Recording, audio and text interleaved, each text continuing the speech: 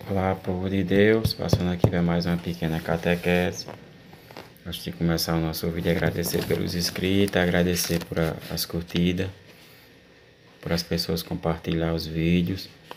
Não se preocupe quando compartilhar os meus vídeos, com a questão de opiniões das outras religiões. Não se importa, cada um tem a sua opinião, né? A gente tem que respeitar todas e mostrar a nossa fé católica para todos, não é verdade? Vamos falar um pouco mais sobre o batismo, que foi um tema muito bom, muito legal. Teve algumas opiniões, alguns comentários. Os irmãos evangélicos deram alguns comentários no vídeo. Respondi a alguns. Achei legal a maneira como comentaram, respeitosa, mostrando a sua opinião. Mas eu estou aqui para mostrar a nossa fé católica, não é verdade? Vamos falar sobre as distorções sobre o batismo de criança de novo, né? Para nós católicos, o batismo é um sacramento. O sacramento não é um símbolo, é um sinal verdadeiramente eficaz. Melhor dizendo, né? O sacramento do batismo para nós católicos. Vamos entender o que fala o catecismo, né? O catecismo da Santa Igreja Católica. O catecismo fala assim, lá no número 1217. Ó Deus, pelos sinais visíveis dos sacramentos realizais maravilhas invisíveis ao longo da história da salvação, vós vos servistes da água para fazer-nos conhecer a graça do batismo. O catecismo já fala nesse sinal, né? Que é algo visível, mas que serve para o invisível, né? Eu falo, às vezes, as pessoas, às vezes, por falta de compreensão, não entendem muito, né? Que é um sinal visível o sacramento.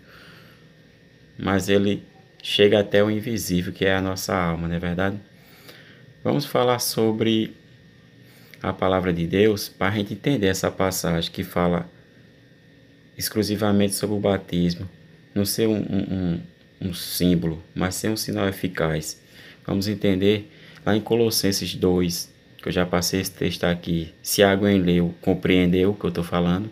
2, do 12, do versículo, capítulo 2, do versículo do 12 ao 14.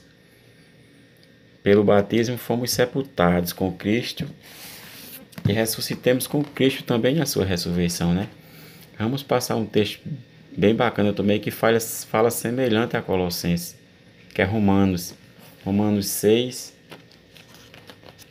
do capítulo 3, versículo 5. Romanos, capítulo 6, do versículo 3 ao versículo 4, mais exclusivamente. São Paulo falando. Ou vocês não sabem que todos nós que fomos batizados em Jesus Cristo, fomos batizados na sua morte? Pelo batismo fomos sepultados com ele na morte, para que, assim como Cristo foi ressuscitado dos mortos por meio da glória do Pai, assim também nós possamos caminhar numa vida nova. São Paulo está falando aqui do batismo traz vida, né? Mas só ser batizado se salva? Não, o batismo é um sacramento dentro da Santa Igreja, muito importante, é o primeiro sacramento que inicia a vida do cristão, mas o cristão tem que buscar mais, tem que ir acumulando essa fé, pedindo a Deus para cada dia mais aumentar e buscando nós católicos os sacramentos, né? Para ir solidificando a nossa fé, mas é o primeiro sacramento dessa caminhada, né? Que traz a gente da morte para a vida, né? Vamos entender mais um pouquinho sobre essa questão. O batismo nos tira da morte, que a gente traz pelo pecado original, para a vida como Cristo, com Cristo nosso Senhor. Esse aí é o batismo. Ele nos traz da morte que nós carregamos pelo pecado original, vindo de Adão e Eva, do pecado original todo mundo conhece nas Sagradas Escrituras, trazem-nos para a vida, né? O nosso Cristo, Senhor nosso, não é verdade? Vou dar um exemplo, né? Porque o evangélico, ele pensa que o batismo é uma simples tomada de consciência. Mas o batismo não é só uma simples tomada de consciência, né? O batismo é algo maior do que isso, né? Mas o evangélico ele não entende muito o que é o sacramento do batismo, porque ele não se prende a uma única e exclusiva igreja muitas vezes, né?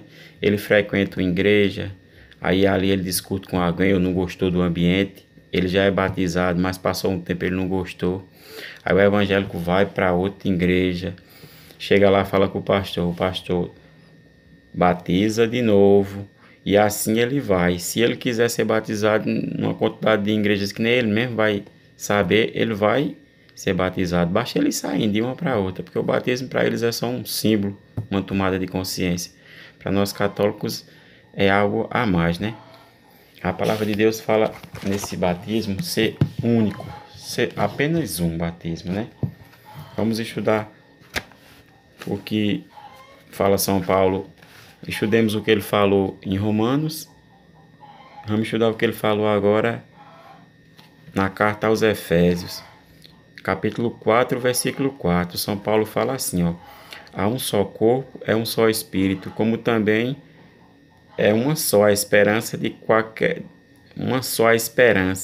a qual foste chamado.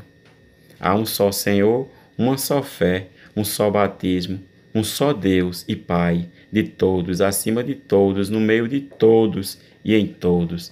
São Paulo deixa bem claro que só há uma só fé, um só Senhor e um só batismo. Portanto, aquelas pessoas que saem saltando de galho em galho nas suas igrejas, por causa de algum motivo eles saem, vão frequentar outras, eles tratam o batismo como simples símbolo, né? Muitas vezes o cara vê católicos criticando, ex-católicos que se tornaram protestantes, criticando o batismo. De fato, eles nunca entenderam o que é o batismo. Nunca leram o catecismo, nunca prestaram atenção na reunião do batismo. Aí depois que sai, cada um tem o seu pensamento. E eu respeito todos eles. Mas para eu criticar algo, eu tenho que conhecer. Eu tenho que estudar, não é verdade? Acaba não tem como criticar alguma coisa sem por fora, sem conhecer. Se você criticar, você vai criticar de uma maneira errada, não é verdade? A gente temos que analisar os textos, analisar bem, para depois a gente formar uma opinião. Se vai ser igual à minha, não sei. Possa ser igual, possa ser diferente, respeito a opinião de todos. Mas primeiro tem que estudar, né? O que significa esse pecado, né? O que é o pecado original que eu falei? Vamos entender. Vamos entender o que é o pecado original que eu falei, que muita gente não entendeu, muita gente passou nos comentários para mim, passando os textos do batismo do nosso Senhor Jesus Cristo, com 32 anos, que era um exemplo, mas ninguém quer se batizar, né? Com 30 anos. Ninguém quer se batizar com 30 anos, né? Ninguém. Mas fala que o batismo de Jesus foi um exemplo. Esquece do pecado original. E a Sagrada Escritura relata o pecado original? Relata. Basta a gente ler o Salmo 50, versículo 7. A gente vai entender o que é o pecado original, porque a gente fala, mas muita gente não entende por falta de compreensão ou de não estudar a Sagrada Escritura como deve estudar, né? O Salmo 50, versículo 7 fala assim: Eu nasci na culpa, minha mãe já me concebeu pecador. O salmista deixou bem claro: eu já nasci na culpa e minha mãe já me concebeu pecador. Portanto, aquela criança nasceu numa união de dois pecadores. Ela vai nascer não com pecado próprio dela, mas com pecado que vem dessa genética humana. O salmista deixa bem claro. Ele fala: eu nasci na culpa e minha mãe já me concebeu pecador. Portanto, quando a gente criticar, a gente estuda mais os textos, entende o que é o pecado original que a Santa Igreja fala, né? Quando a gente aprofunda essa questão, a gente vamos para Marcos 16, que retrata assim, ó: quem acreditar e for batizado será salvo, quem não acreditar será condenado.